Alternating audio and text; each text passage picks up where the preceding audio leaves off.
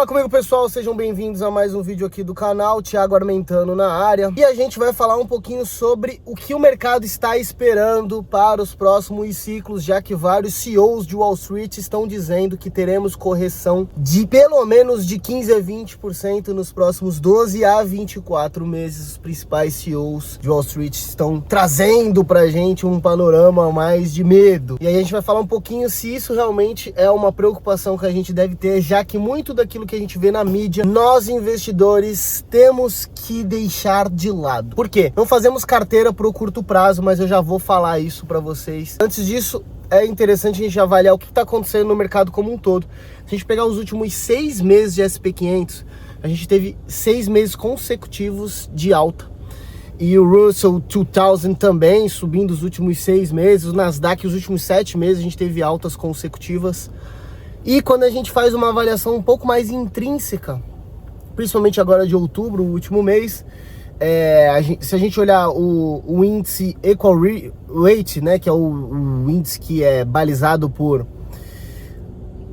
empresas com o mesmo peso dentro dele, a gente viu que ele não ficou positivo em outubro. Isso mostra pra gente o quanto as empresas de tecnologia estão puxando para cima o índice americano, o SP500.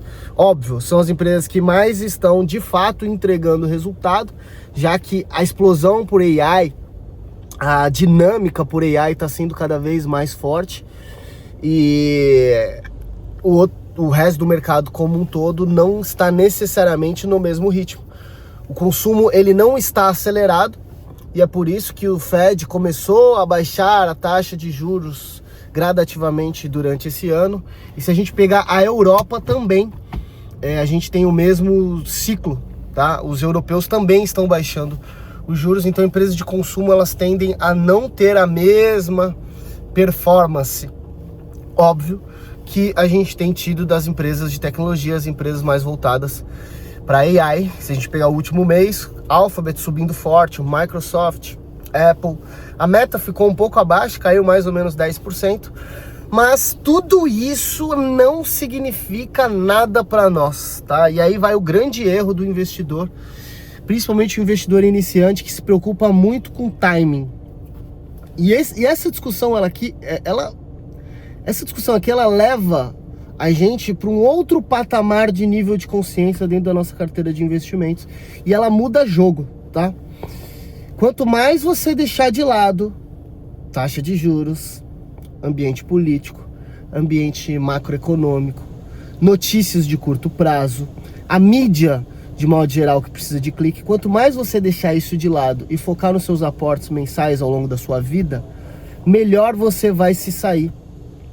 Porque quem fica tentando especular no mercado de ações, no mercado de equity, normalmente se lasca, se ferra. Então é por isso que eu gosto de trazer aqui para vocês um conceito muito importante, que é de consistência com os seus aportes mensais.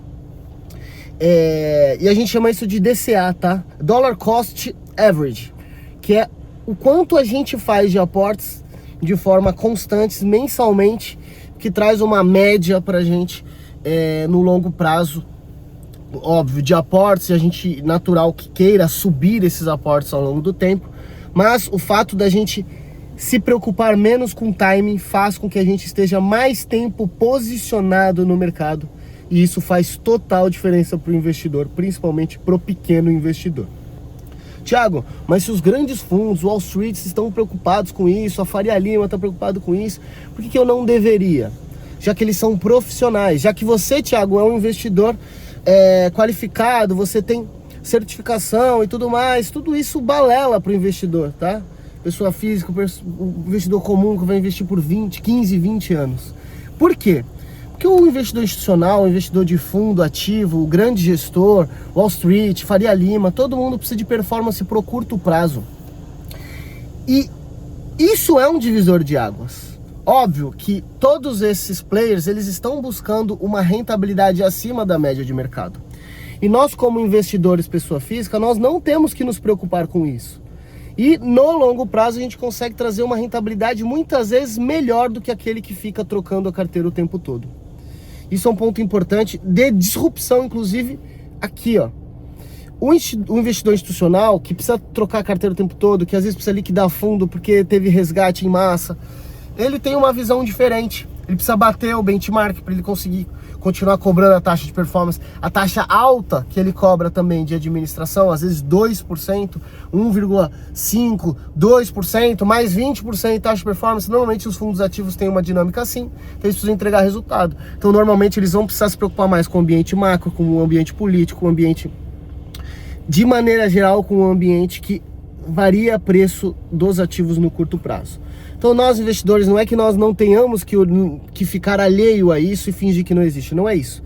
Só estou dizendo que é mais importante você focar na sua estratégia e no seu DCA, nos seus aportes mensais, respeitando tua alocação macro. Saber como alocar de forma macro é mais importante do que o time de acertar os ativos.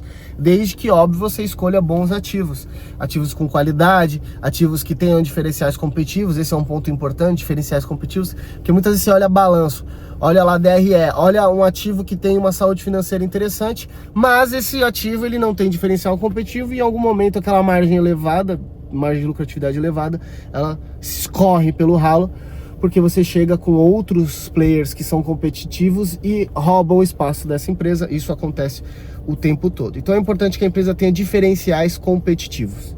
A gente pode ver, por exemplo, o exemplo da Kodak lá atrás, que parecia e era realmente uma ótima empresa, mas a disrupção fez com que ela caísse.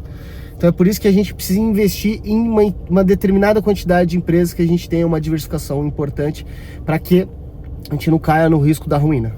Beleza? Por isso que a gente fala muito sobre ETFs aqui no canal, alocação via ETFs, via fundos de índice, fundos indexados, faz muito sentido, principalmente se a gente conseguir alocar de forma estratégica. A gente tem ETFs para large caps, que pega núcleo Estados Unidos, a gente tem ETF mid e small caps, a gente tem ETFs de ouro, ETFs de cripto, a gente tem uma infinidade de possibilidades que ajudam a gente a mitigar risco e, claro, buscar rentabilidade maior.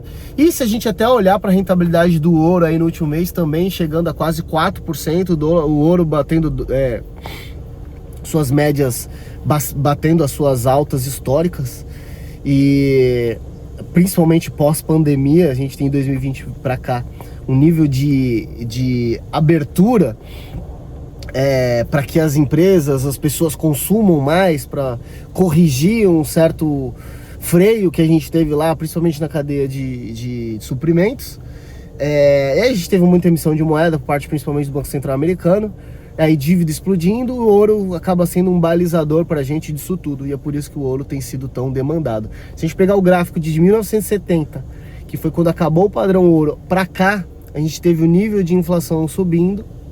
Antes disso era um gráfico meio flat, de 70 para cá ele começou a ficar crescente, e a gente viu o ouro acompanhando essa valorização, porque o ouro sempre foi um refúgio, né, com um metal precioso, com especificações muito peculiares, né? O ouro ele é utilizado, ele é um metal que ele tem propriedades muito específicas, ele é utilizado para semicondutores, ele pode ter camadas muito finas sem romper, então ele é realmente ele se provou no tempo, né?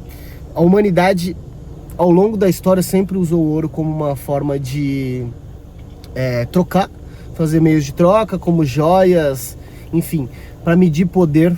Então não seria diferente hoje, por isso que eu ainda acho interessante a gente olhar para esse metal. Óbvio, não penso que o ouro vá se valorizar de uma forma tão relevante como ele tem se valorizado, né? Batendo até o SP500 nos últimos ciclos. Mas eu entendo que ele faz sentido a gente entender as propriedades dele, a gente continuar acompanhando. Óbvio, prefiro muito mais criptomoeda, Bitcoin em específico, por vários aspectos, mas acho que tudo cabe dentro de uma carteira bem estruturada. Eu particularmente não acho que o ouro seja para uma rentabilidade forte, mas ele serve como uma diversificação também para a carteira. Beleza? Gostou desse conteúdo? Já deixa o like aqui no vídeo, ative as notificações e se inscreve no canal. Aqui a gente fala sobre investimentos no exterior, a gente fala sobre tudo para você conseguir construir sua carteira de investimentos em moeda forte. Até porque, pessoal, eu vou soltar um vídeo ainda sobre isso aqui no canal. Investir só em Brasil é uma furada, e se a gente pegar o EWZ aí nos últimos 20 anos, que é basicamente ali, fazer uma comparação meio besta, mas é basicamente o índice Bovespa em dólar, pífio, né? Ridículo, de lado. Enquanto, pô, bolsa americana estourando. Óbvio que o mercado é cíclico, mas o mercado americano ele já se provou ao longo do tempo.